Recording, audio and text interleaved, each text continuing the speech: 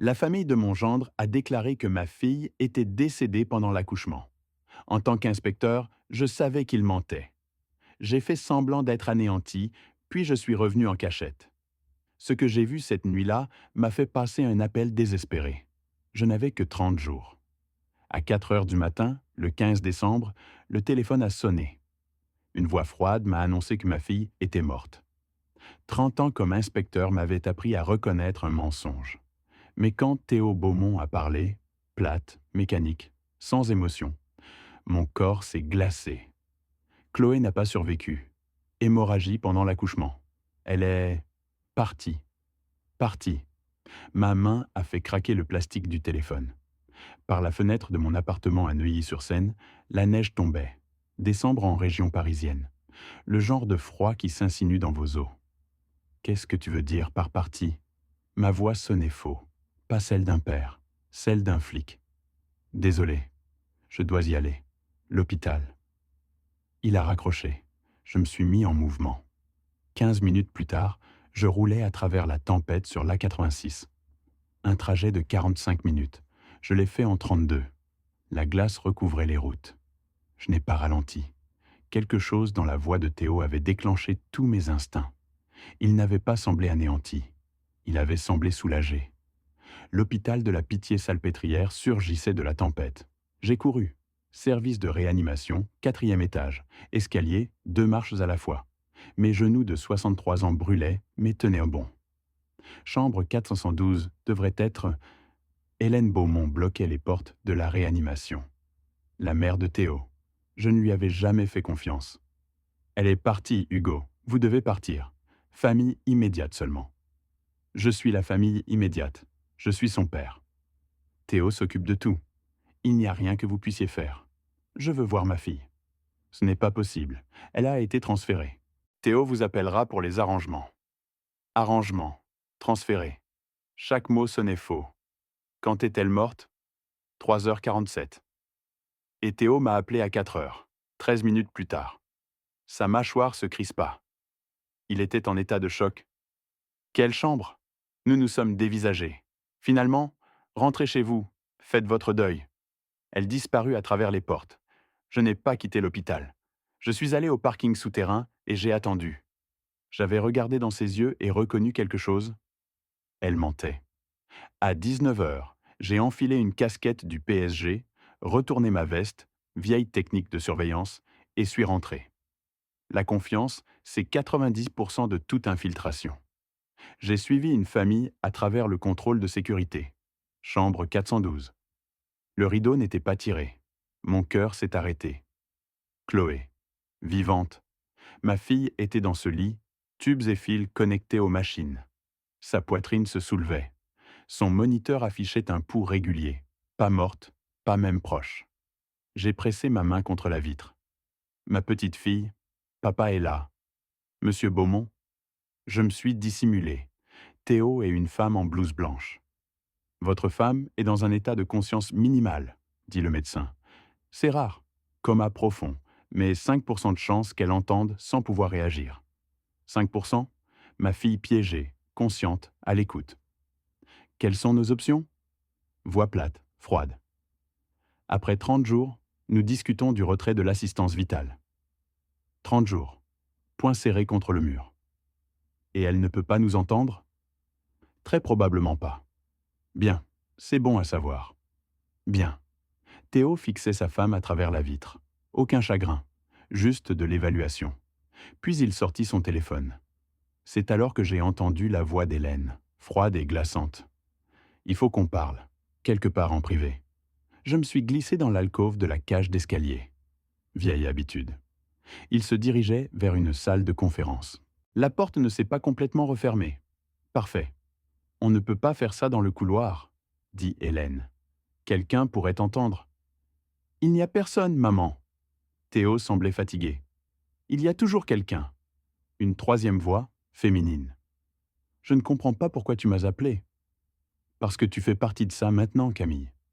Camille, l'assistante de Théo, jeune, ambitieuse. Apparemment sa maîtresse. Après 30 jours, l'hôpital permet de discuter du retrait de l'assistance vitale, dit Hélène. Légal. Propre. Personne ne pose de questions. Silence. Théo, tu veux la tuer?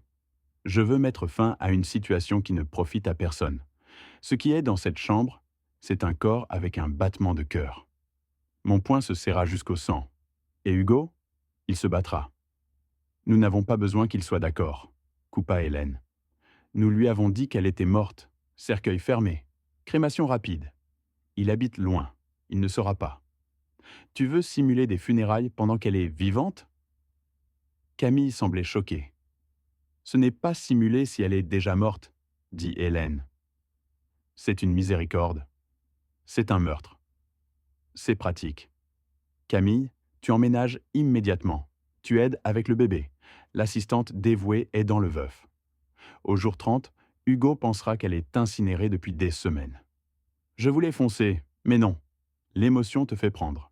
Les preuves font justice. J'avais passé 30 ans à construire des cages pour des gens qui se croyaient plus malins que la loi. Et si quelqu'un découvre? Qui?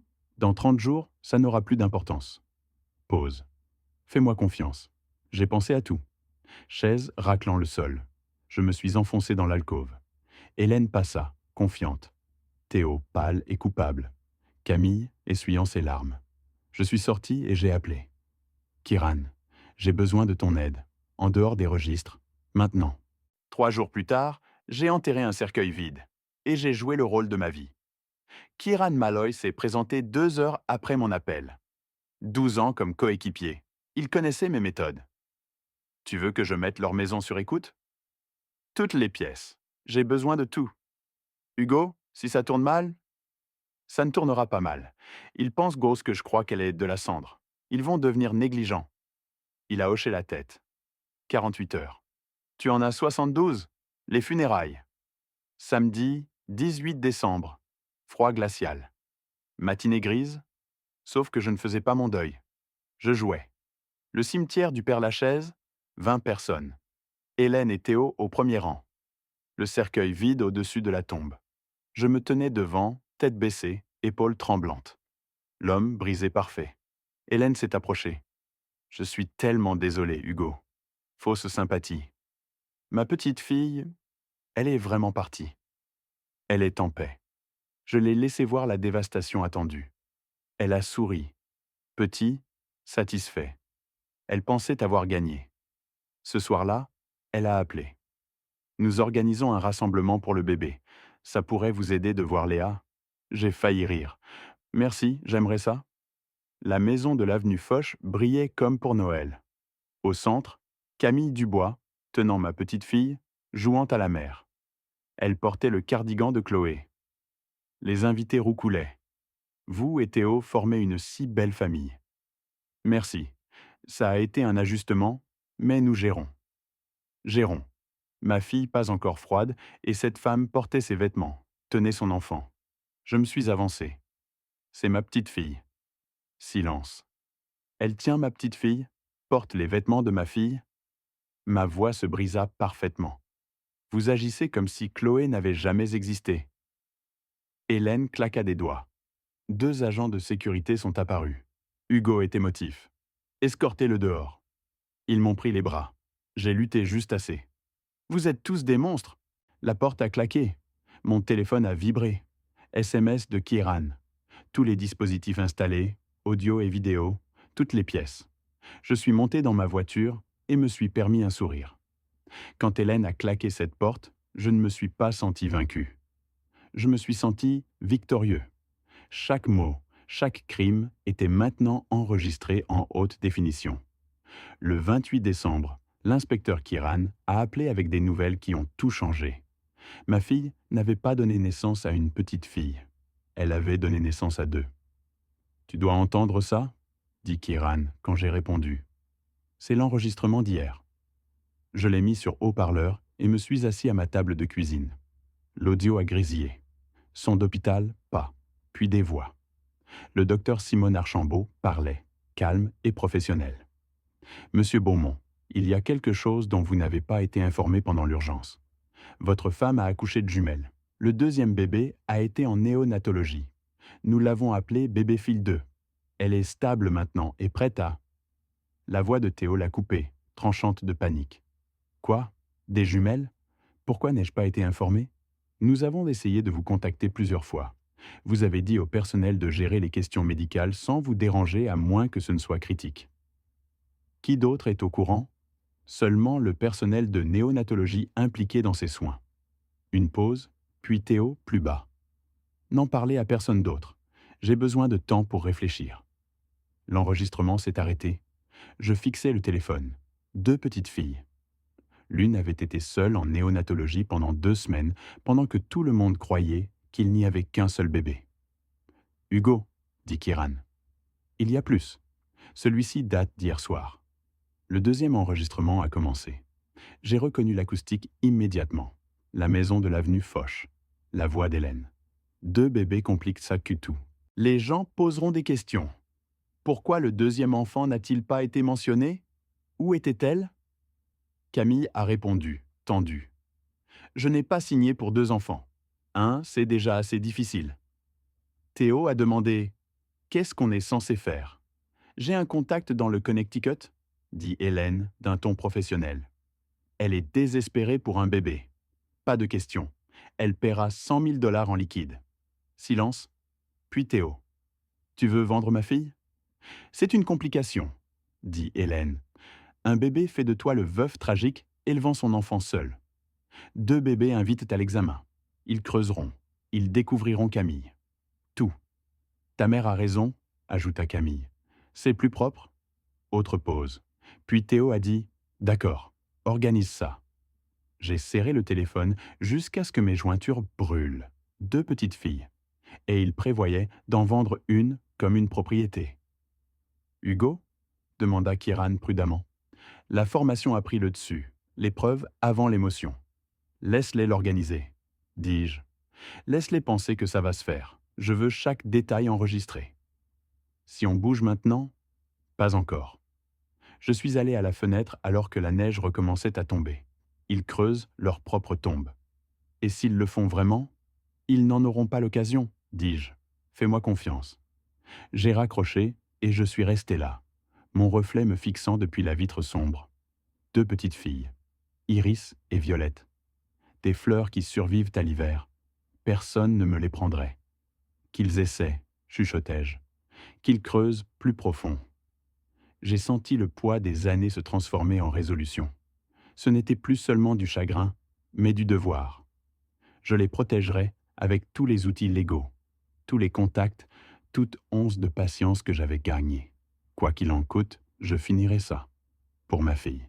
Et pour les enfants qui lui ont survécu. Pendant 15 nuits, j'ai fait le guet pendant qu'Hélène comptait les jours jusqu'au meurtre. J'ai attendu un miracle.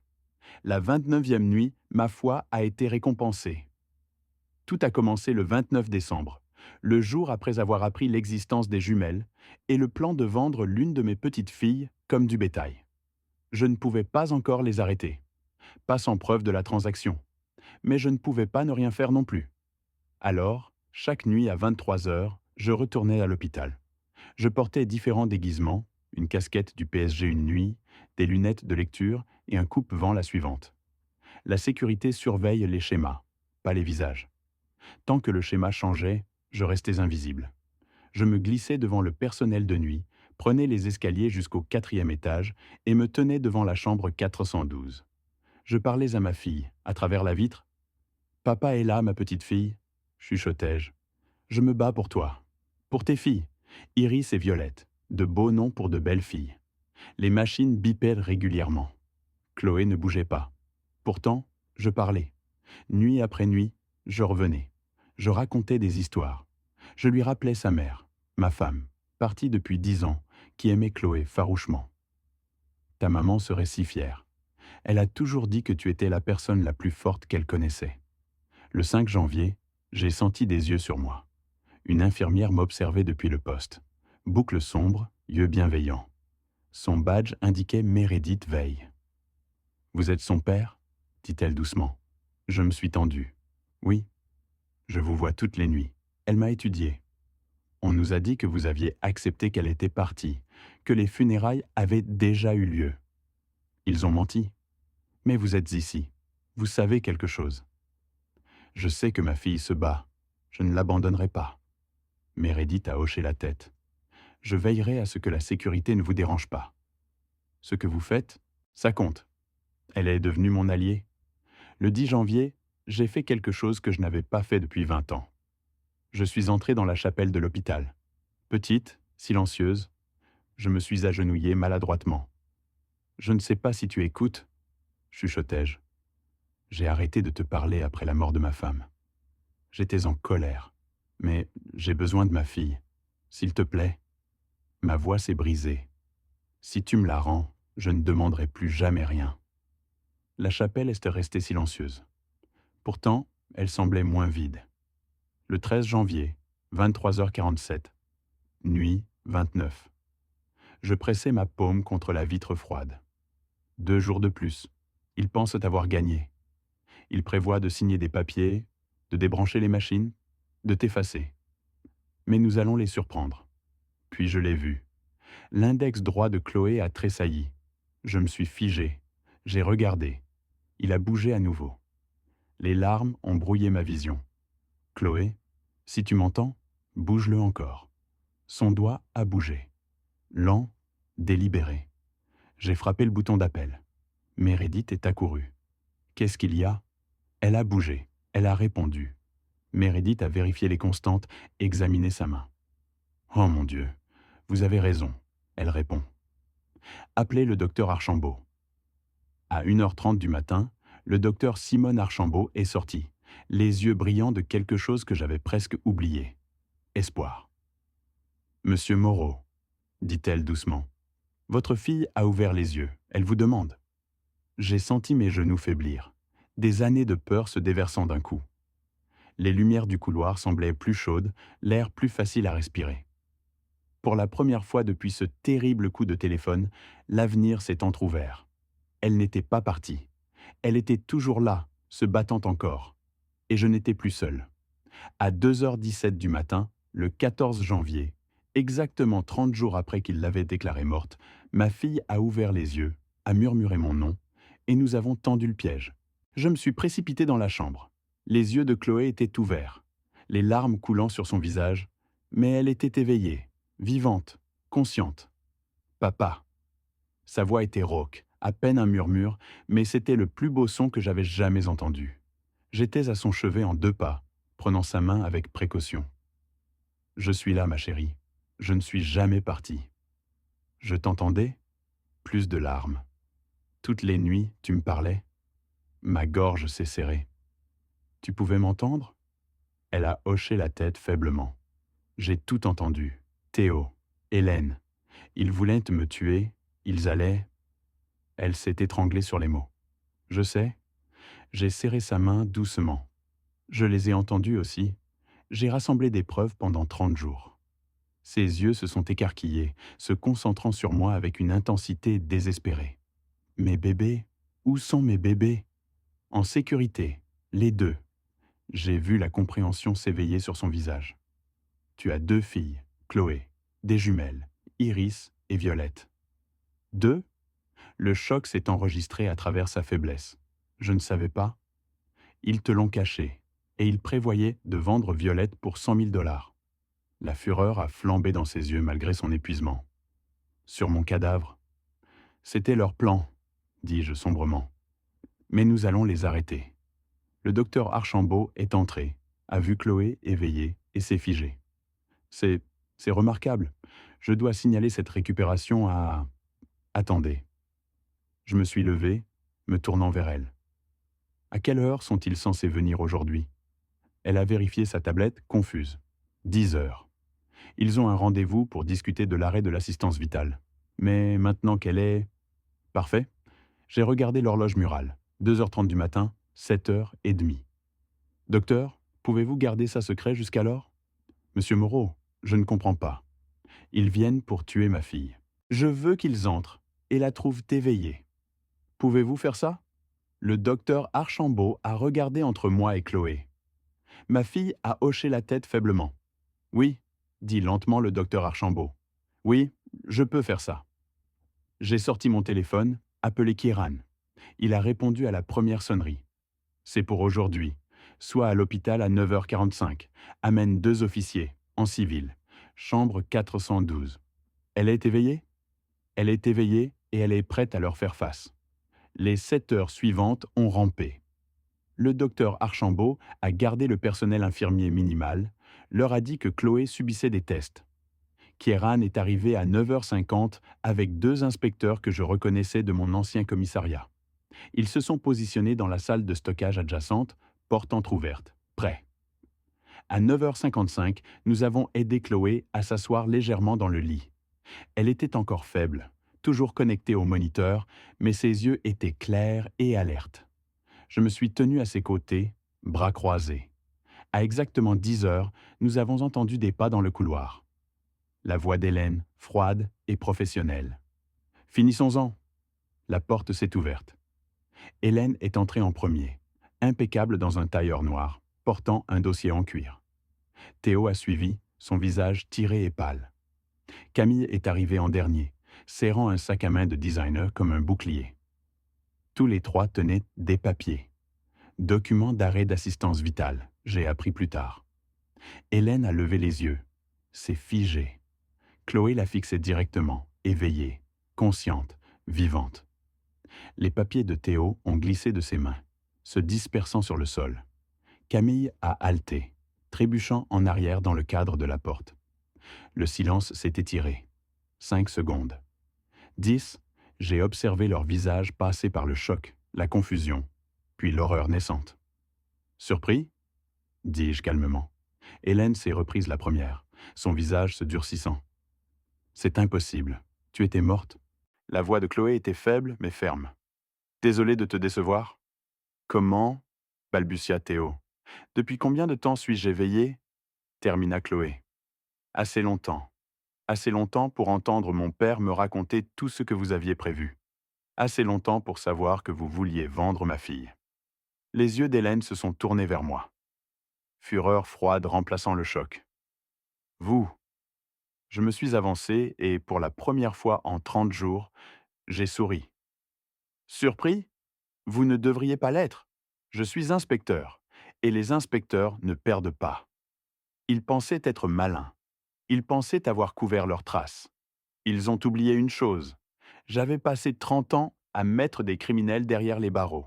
Et cette affaire, celle-ci, était sans faille. Hélène s'est reprise en premier, le choc se durcissant en calcul froid. « Ça ne change rien, » dit-elle. Elle est éveillée, mais toujours mentalement incompétente. Nous avons une procuration médicale. La porte s'est ouverte. L'inspecteur Kieran Malloy est sorti de la pièce adjacente, un signe levé. 2 officiers en uniforme ont suivi. « Hélène Beaumont, Théo Beaumont, Camille Dubois », dit-il posément. « Vous êtes en état d'arrestation ?» Le visage de Théo s'est vidé de son sang. « Quoi ? C'est insensé. Vous êtes accusé de complot en vue de commettre un meurtre, tentative de trafic d'enfants, fraude, maltraitance de personnes âgées et complot en vue de violer les droits des patients, » continua Kieran. « Je n'ai rien fait, » hurla Camille. Le regard d'Hélène s'est tourné vers moi. « Vous ne pouvez rien prouver de tout ça. » J'ai retiré ma tablette et l'ai connectée à la télévision de l'hôpital. « Vraiment ?» demandai-je. « Laissez-moi vous montrer à quoi ressemblent 30 jours de surveillance. » L'écran s'est illuminé. Enregistrement 1. 15 décembre. Hôpital. La voix d'Hélène a crépité dans les haut-parleurs. Calme. Clinique. Après 30 jours, nous débranchons tout. Légal. Propre. Théo a répondu « Et Hugo ?» Hélène a dit « Nous lui disons qu'elle a été incinérée. » J'ai mis l'extrait en pause. Vous avez planifié la mort de ma fille pendant qu'elle se battait pour vivre à 3 mètres de vous. Théo fixait le sol. Enregistrement 2. 18 décembre, résidence avenue Foch. Des images vidéo ont défilé. Une fête. Camille portait le cardigan crème de Chloé, celui que je lui avais offert des années auparavant. Elle tenait Léa, souriant. Une femme a dit « Vous et Théo formez une si belle famille. » Camille a répondu « Merci, ça a été un ajustement. » Ajustement, répétai-je. Vous avez emménagé dans sa maison, porté ses vêtements, tenu son enfant et accepté des éloges pendant qu'elle gisait dans le coma. Camille sanglotait. Je ne savais pas. Enregistrement 3. 28 décembre, salle de consultation de l'hôpital. Le docteur Archambault parlait. Votre femme a accouché de jumelles. Le deuxième bébé est en néonatologie. Théo a demandé « Qui d'autre est au courant ?» Seulement le personnel. N'en parlez à personne, a coupé Théo. J'ai arrêté l'enregistrement. Vous avez caché votre propre fille parce qu'elle était gênante. Enregistrement 4. Même jour, salon avenue Foch. La voix d'Hélène est revenue. J'ai un contact dans le Connecticut. 100 000 $ en liquide. Théo a demandé « Tu veux vendre ma fille ?» C'est une complication, a répondu Hélène. Une pause, puis Théo a dit « D'accord, organise ça. » Un officier a secoué la tête. « Vous alliez vendre ma petite fille de 6 jours ?» dis-je. « C'est un piège, » claqua Hélène. « Non, » répondis-je calmement. Chloé a installé des caméras de sécurité il y a des mois. Elle possédait la maison. Les enregistrements sont légaux. Vous avez simplement oublié qu'ils existaient. J'ai touché la tablette à nouveau. Les relevés bancaires montrent que Théo a retiré 50 000 € des comptes de Chloé pendant qu'elle était inconsciente. Les relevés téléphoniques montrent qu'Hélène a passé 47 appels à un acheteur du Connecticut. Elle est déjà en garde à vue. Le visage d'Hélène a pâli. Nous avons également des déclarations sous serment du personnel hospitalier décrivant votre comportement et votre mépris pour la vie de Chloé. Je les ai regardés. J'ai construit des dossiers pendant 30 ans. Je sais comment faire tenir les preuves. Et celle-ci tiendra. Théo s'est effondré sur une chaise. « Maman, tu as dit que ça marcherait ?»« Tais-toi !» hurla Hélène. Camille sanglotait de manière incontrôlable. « Je ne savais pas pour la vente du bébé, je le jure. »« Silence !» aboya Hélène. L'inspecteur Malloy s'est avancé et a lu leurs droits. Hélène s'est tournée vers moi. « Vous pensez avoir gagné ?» Avant qu'elle ne finisse, la voix de Chloé a tranché la pièce. Faible, claire. « Vous vouliez me tuer, dit-elle, pour prendre ma vie, mes enfants, ma maison. » Les larmes coulaient sur son visage. J'ai tout entendu. Chaque mensonge, chaque plan. Elle a pris une respiration. « Je suis vivante, et vous vous en souviendrez en prison. » J'ai posé ma main sur son épaule. « Vous avez sous-estimé l'amour d'un père, dis-je. C'était votre erreur. » Les officiers les ont menottés. Théo n'a pas résisté. Camille sanglotait. Hélène est restée silencieuse. Alors qu'ils atteignirent la porte, Hélène s'est retournée. Sa haine avait disparu. Seule la réalisation demeurait. La porte s'est refermée, la pièce était silencieuse. J'ai regardé ma fille, vivante. « C'est fini, » dis-je doucement. Et pour la première fois, ça l'était vraiment. Cet après-midi-là, l'infirmière Meredith a amené mes petites filles rencontrer leur mère pour la première fois. 3 mois plus tard, j'ai assisté au jugement d'une manière qui rendait chaque moment de ces 30 jours d'enfer valable. Après les arrestations, après que le chaos se soit calmé, le docteur Archambault s'est approché doucement. Je pense qu'il y a 2 petites filles qui ont besoin de rencontrer leur maman. J'ai hoché la tête, incapable de parler. 30 minutes plus tard, l'infirmière Meredith Vale a poussé 2 isolettes dans la chambre. À l'intérieur dormaient 2 minuscules bébés, identiques jusque dans les fossettes de leur menton, inconscientes de combien leur vie avait-elle failli être prise. Chloé a haleté. « Mes filles, mes filles !» Les infirmières les ont soigneusement soulevées, d'abord l'une, puis l'autre, et finalement les ont placées ensemble dans les bras de Chloé. Elle a tenu Iris et Violette contre sa poitrine, sanglotant ouvertement, embrassant leur petite tête. « Je suis votre maman », chuchota-t-elle. « Je suis là. » Je me tenais à ses côtés, les larmes tombant. « Elles sont parfaites, comme toi. »« Tu nous as sauvés, » dit Chloé. « Tu nous as toutes sauvées. » J'ai touché une petite main. Je les ai nommées pendant que tu dormais. Iris pour la sagesse, Violette pour la force, des fleurs qui survivent à l'hiver. « Parfait, » chuchota-t-elle. Iris a enroulé ses doigts autour des miens. Violette s'est blottie plus près de sa mère. Pour la première fois en 30 jours, la pièce semblait paisible. 3 mois plus tard, 15 avril 2025. Nous nous tenions à l'intérieur du palais de justice de Paris, sous un ciel gris. La salle d'audience était pleine. Médias, observateurs, étrangers attirés par l'histoire. Un père inspecteur, une fille presque assassinée, Des petites filles presque vendues. Chloé était assise à mes côtés, plus forte maintenant après des mois de thérapie. Le juge Roland Mercier présidait, son visage sévère et impassible. Les preuves ne laissaient aucune place au doute. Les accusés vont-ils se lever? Hélène s'est levée, rigide. Théo semblait brisé. Camille tremblait. Théo Beaumont, dit le juge. Vous êtes reconnu coupable de tous les chefs d'accusation. 18 ans de prison ferme. Théo a vacillé. Hélène Beaumont, continua le juge. Cerveau de ces crimes, 25 ans sans possibilité de libération conditionnelle.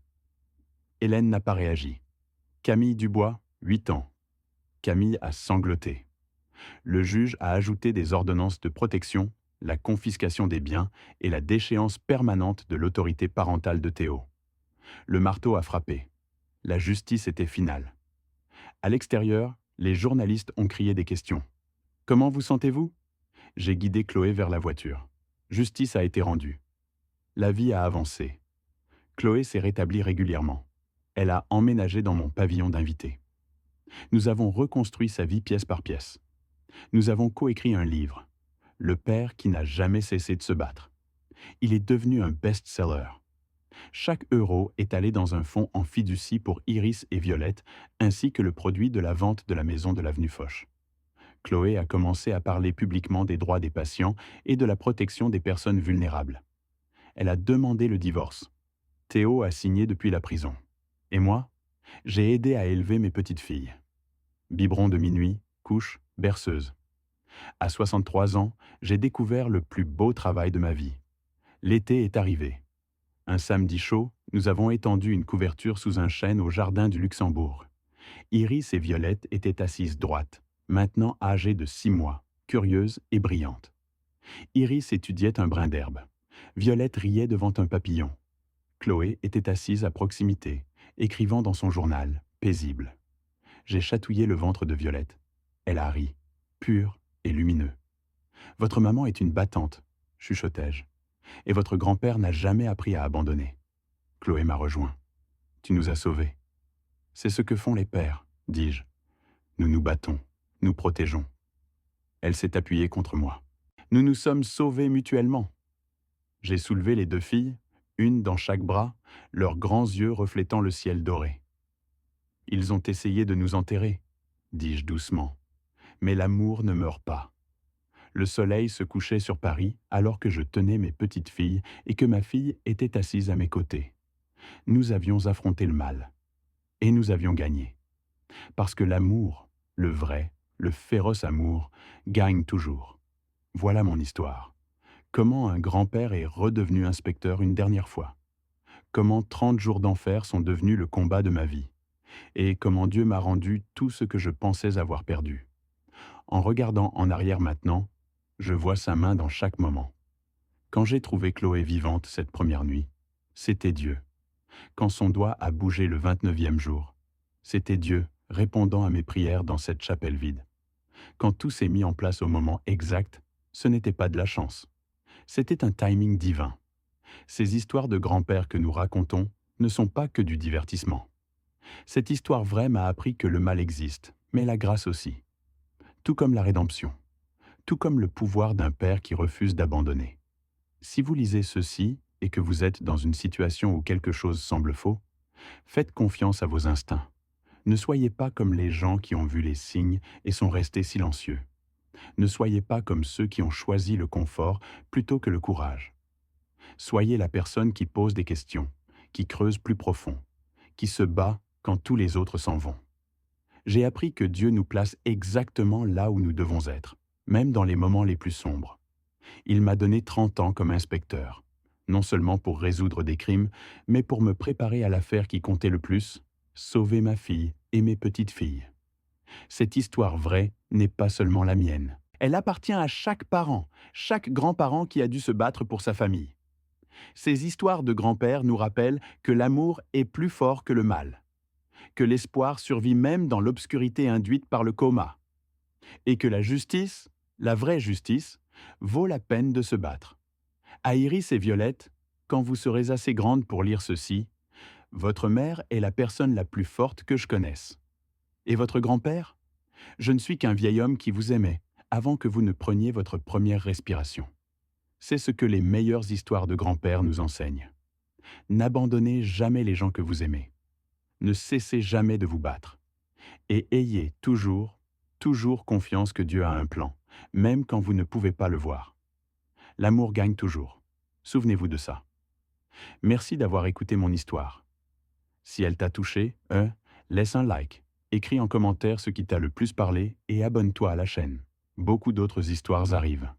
Ce n'est pas la fin de la mienne, c'est seulement le début de quelque chose de meilleur.